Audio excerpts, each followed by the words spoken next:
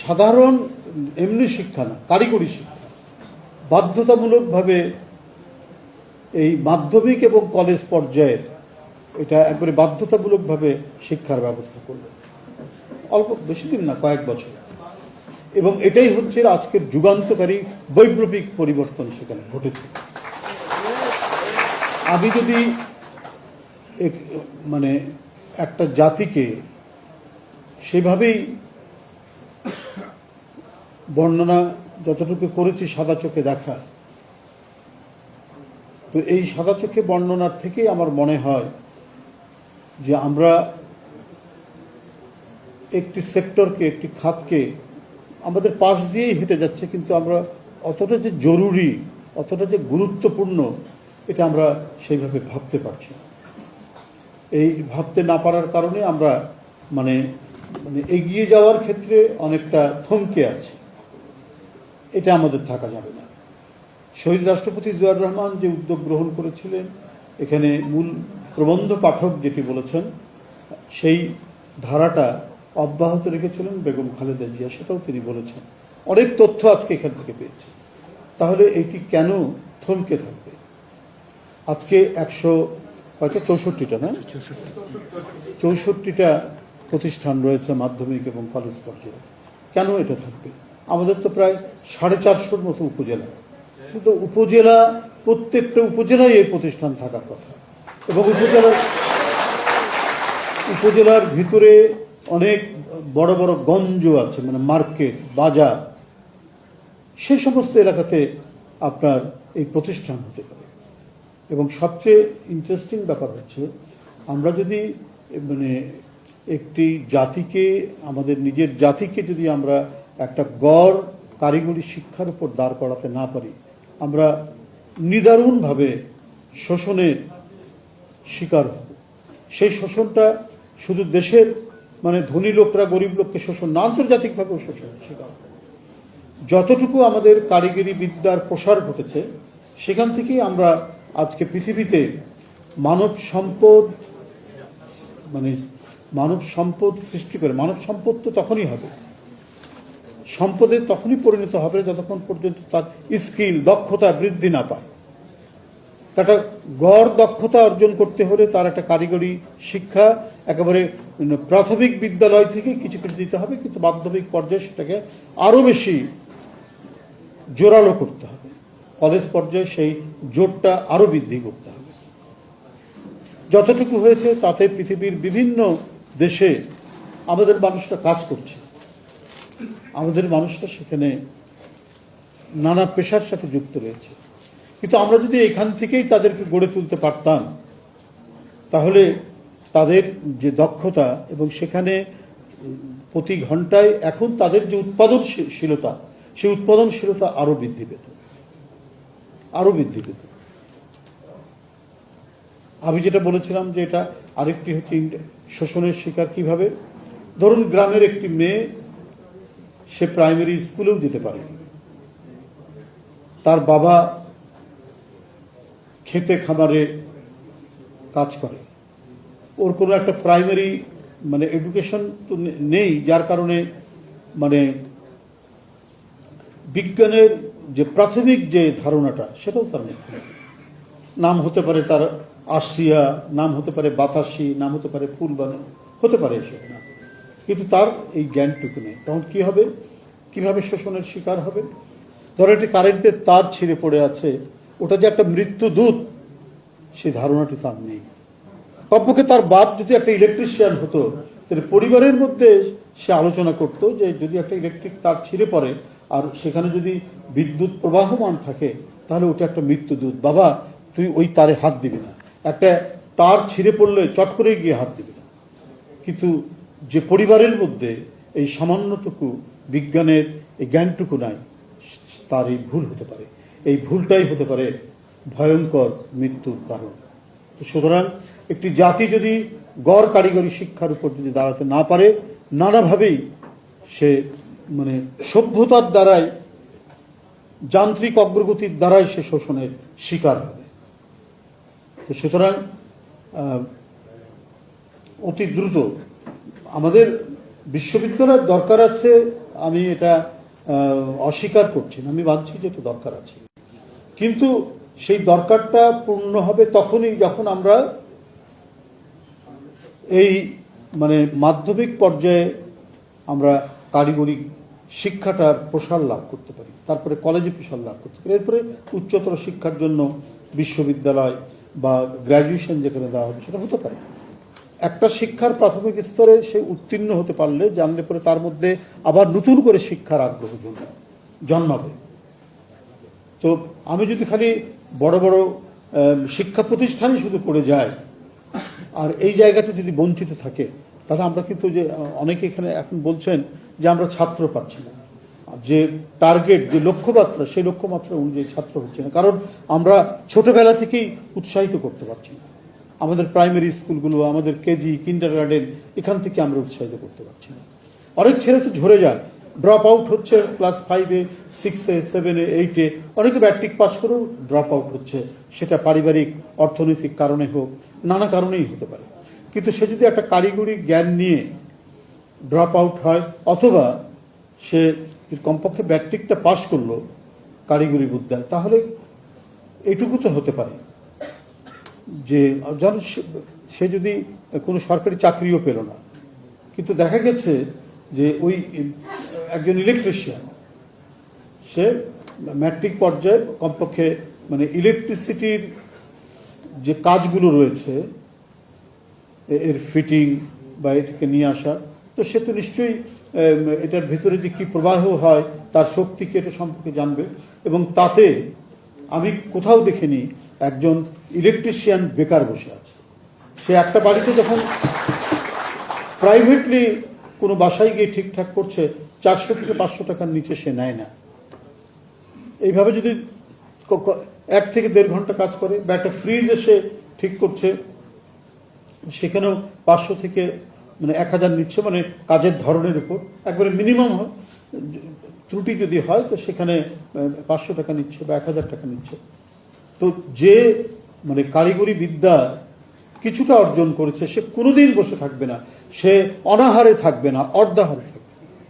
তো ওই যে কবির ভাইদের ডিপ্লোমা ইঞ্জিনিয়ার্সের একসময় একটা স্লোগান ছিল, মানে আমার আজও ভালো লাগে সেটি, যে প্রযুক্তিহীন রাজনীতি শোষণের হাতিয়ার। ছিল না কবির ভাই? একটা ছিল, একটা বিরাট একটা ইয়ে ছিল। তো এটা অত্যন্ত সত্যি কথা। আমরা যদি আমরা রাজনীতি মানে কি, আজকের যে রাজনীতিবিদ তিনি তো দেশ চালাবেন, তিনি পলিসি মেক করবেন, তিনি অ্যাডমিনিস্ট্রেশনকে চালাতে হবে। সে যদি তার মানে সে যে ইঞ্জিনিয়ার হতে হবে নট দ্যাট, কিন্তু ইঞ্জিনিয়ারিং সম্পর্কে, কারিগরি বিদ্যা সম্পর্কে তার একটা আগ্রহ আছে। তো সেই আগ্রহ থাকলে পরেই সে যখন কোনো দায়িত্ব পাবে তখন সেটি বাস্তবায়ন করতে বা সেটির বৃদ্ধি বিকাশ ঘটাতে সে চেষ্টা চালাবে, এটাই স্বাভাবিক ব্যাপার। যে ছেলেটি দুবাইয়ে জকি হচ্ছে, উট চালাচ্ছে, ভয়ঙ্কর মরু গরমের মধ্যে, মরু তাপের মধ্যে, সে যদি ন্যূনতম একটা কারিগরি বিদ্যা থাকতো, তাহলে হয়তো সেখানে সেটা করতে হতো না। অন্য কোনো একটা ডিপার্টমেন্টে কোথাও হচ্ছে ওয়াটার সাপ্লাইং এর মানে একজন টেকনিশিয়ান হিসেবে থাকতো, ইলেকট্রিসিটি টেকনিশিয়ান হিসেবে থাকতো, কত মানে কাজ ছিল। এমনকি যদি ফার্নিচার বানানো যদি সে জানতো, তাহলেও সে একটা মোটামুটি অতটা অড জব হতো না, যেখানে একটা শিশুকে দিয়ে উট চালানো হয় মরুভূমির তপ্ত গরমের। তো আপনাদের এই যে প্রচেষ্টা এবং আজকে আপনারা যে জিনিসটি বলেছেন, আমি সত্যিই এই যে সামাজিক দৃষ্টিভঙ্গির কথা যেটি বলেছেন, সেটি অবশ্যই যে এখানে মাধ্যমিক কি টেকনিশিয়ান বানাবো, তো MA BA পাস করবে না। তো MA BA পাস স্বপ্নটাই মানুষের মধ্যে আছে। একসময় ছিল জজ ব্যারিস্টার হওয়া, এখন কিন্তু ওইটা অনেক কমে গেছে। এখন কর্পোরেট জব, MBA করতে হবে ছেলেকে। ইঞ্জিনিয়ার ডাক্তার ঠিক আছে, স্বপ্ন হচ্ছে ইঞ্জিনিয়ারিং পড়ানো, কিন্তু ছেলেটা ঠিক ওই মেধার যোগ্য হচ্ছে না, ভালো রেজাল্ট করছে না। তাহলে সে যাতে প্রথমেই কিছু হালকা কিছু কাজের মধ্যে কারিগরি বিদ্যা যদি সে রপ্ত করে এবং সেখান থেকে যদি উত্তরণ ঘটে, তাহলে আস্তে আস্তে তার মধ্যে যে অনুপ্রেরণাটা জন্মাবে, তার আগ্রহ আরও বাড়বে এবং এটার ক্ষেত্রে উচ্চশিক্ষা আরও নেবে এবং সে কাজ করতে করতেই উচ্চশিক্ষা পাবে। আমি সেদিন পড়ছিলাম একজন খুব নাম করা অভিনেতা এবং লেখক, আপনি জানেন বলিউডের, বোম্বের, তার নাম হচ্ছে কাদের খান। খুব স্ট্রাগল করেছেন জীবনে, প্রচণ্ড স্ট্রাগল। বাপ একটা মসজিদের আজান দিত, মানে রাত্রে কখনো গিয়ে মাঠের মধ্যে গিয়ে থাকতে হবে, নিজেই বলেছেন এই ঘটনা। খুব চেষ্টা করে তারপরে উনি ডিপ্লোমা পাস করেছেন। এর মধ্যে তার কিছু প্রতিভা ছিল, তিনি সিনেমার সংলাপ লিখতে পারেন, তিনি কাহিনী লিখতে পারেন, তিনি চমৎকার অভিনয় করতে পারেন। তিনি উপমহাদেশ ব্যাপী তার একটা পরিচয় হল। এবং পাশাপাশি তিনি কি করেছেন জানেন, তিনি বিএসসি ইঞ্জিনিয়ারিং করেছেন, সিভিল ইঞ্জিনিয়ার ছিলেন এবং পোস্ট গ্র্যাজুয়েশনও করেছেন। এইটা হচ্ছে স্বপ্ন এবং বাস্তবায়ন। সেই স্বপ্নটা তৈরি করবে আপনার মাধ্যমিক স্তরে, আপনার কারিগরি বিদ্যার প্রসার হলে পরে, কলেজ স্তরে হলে পরে, তখন কিন্তু হবে। আমাদের সাখাওয়াত ডিপ্লোমা ইঞ্জিনিয়ার, কিন্তু সে গ্র্যাজুয়েশন করেছে, এটার ইঞ্জিনিয়ারিংয়ের উপরেই করেছে। স্বপ্ন তার থেমে থাকেনি, স্বপ্ন তার এগিয়ে চলেছে। তো এখন আমার যে মূল বক্তব্য সেটা হলো এটার প্রসার ঘটাতে হবে, এটার দ্রুত প্রসার ঘটাতে হবে। যে নীতিমালার কথা আপনারাই মূল প্রবন্ধে উল্লেখ করেছেন, শহীদ জিয়াউর রহমানের সময় থেকে এটা হয়েছে, এবং এটা তো ঠিক যে ম্যান পাওয়ার রপ্তানি, জনশক্তি রপ্তানি, এটা শহীদ জিয়া হচ্ছে তার সময় থেকে এবং তার উদ্যোগেই সেটা সৃষ্টি হয়েছে। এখন দরকার আমাদের দক্ষ জনশক্তি। আমরা দক্ষ জনশক্তি যদি আমাদের দেশ থেকে পাঠাতে পারি, সে কোনোদিনই তাকে অযোগ্যতার কারণে ফেরত দেবে না। সে দারুণভাবে সেখানে প্রতিষ্ঠিত হবে এবং যে দেশে যাবে সে দেশের যে পলিসি অনুযায়ী তারা যেভাবে গড়ে তুলতে চাচ্ছে, সেই গড়ে তোলার একজন কারিগর হিসেবে সেখানে কাজ করবে এবং তার পাঠানো টাকায় আমরা আরও সমৃদ্ধ হব, আমরা আরও শক্তিশালী। এইভাবে আমাদেরকে এগুতে হবে। এগুনোর অনেক পদক্ষেপ নিচ্ছে, অনেকে অনেক কথা বলছেন কি হলো 4-5 মাসে, কিন্তু এটা তো ঠিক। রাষ্ট্রীয় পৃষ্ঠপোষকতায় তো কেউ গুম হচ্ছে না, কেউ তো বিচার বহির্ভূত হত্যার শিকার হচ্ছে না। আজকে জনাব তারেক রহমান ক্ষমতাসীন হওয়ার পর থেকে রাষ্ট্রীয় পৃষ্ঠপোষকতায় আমরা কাউকে গুম হওয়ার কথা শুনিনি, আমরা কোনো বিচার বহির্ভূত হত্যার কথা শুনিনি, আমরা গুপ্ত হত্যার কথা শুনিনি, আমরা টাকা পাচারের কথা শুনিনি, আমরা ব্যাংক লুট করার কথা শুনিনি। বা যারা মানে অনেক শক্তিশালী দেশ মনে করে যে তাদের কথা অনুযায়ী চলতে হবে, কিন্তু চোখে চোখ রেখে নিজের স্বাধীন সার্বভৌমত্ব রাষ্ট্রকে ধরে রাখতে পেরেছেন তারেক রহমান, এবং প্রত্যেকটি দেশের সাথে সমমর্যাদার ভিত্তিতে আমরা আমাদের পররাষ্ট্র নীতি পরিচালিত করব, সেই নীতি তিনি ঘোষণা করেছেন। আপনারা দেখেছেন যে এই মাসে মানে আগস্ট মাসের শেষে আবার মালয়েশিয়ার বাজার উন্মুক্ত হচ্ছে। এটা তারেক রহমানের অবদান, এটা অলরেডি ডিক্লেয়ার্ড।